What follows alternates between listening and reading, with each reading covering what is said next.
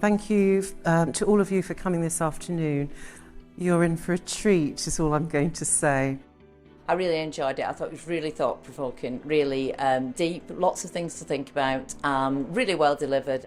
At stake, I think, is our sector, because I just do not see it as being sustainable, this constant race toward the cheapest. We have to stop, think about what we wear, form a relationship to what we wear. Think about how much we spend. If we're spending, £3 on a T-shirt, who made that T-shirt? And how much are they being paid? And are we comfortable with that?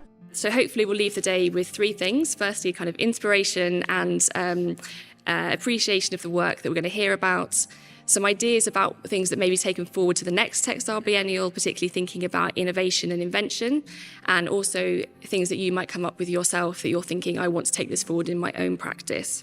Got to learn a lot about the African fashion, the heritage, and it brings a lot of history back, especially when one of your parents is from there. I feel like being circular, being sustainable is actually the most natural way for us to be, and I think the way that in which we're functioning in today is actually very unnatural. It was impressive, it was very informative, it made the connection without having to do it yourself between, commerce and economy and art and politics and lifestyle, and how people's actions actually really matter. For people who know how it's made, they want to keep that blanket for a long time. They don't want to get rid of it. It becomes an heirloom. It becomes something that they carry on holding. I think without these conversations, people, especially young designers, kind of move forward quite blindly, not thinking that, they're having much of an impact, I guess. So I guess it's really important to kind of come into these spaces and have these conversations and, give you a kind of sense of direction with your own practice. The idea of a regenerative practice for us is something that feels very embedded. We're not very quick to discard materials or clothing because there's a real awareness and acknowledgement of how precious the materials that go into the making of clothing are. We've got lots of makers and creative skills and experience, and we don't want to lose that. We don't want to, obviously, invigorate and the younger generation.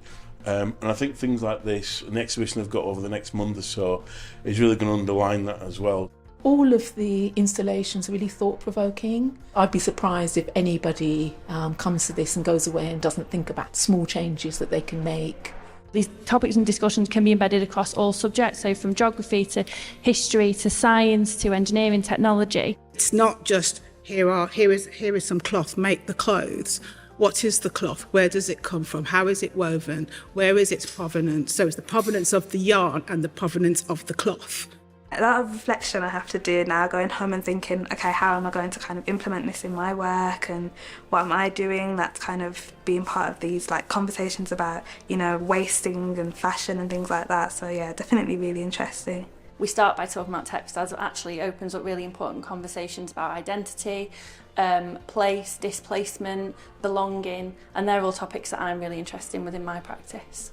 It's been so insightful, and I think it's such an important event, and I'm so grateful to have been a part of it.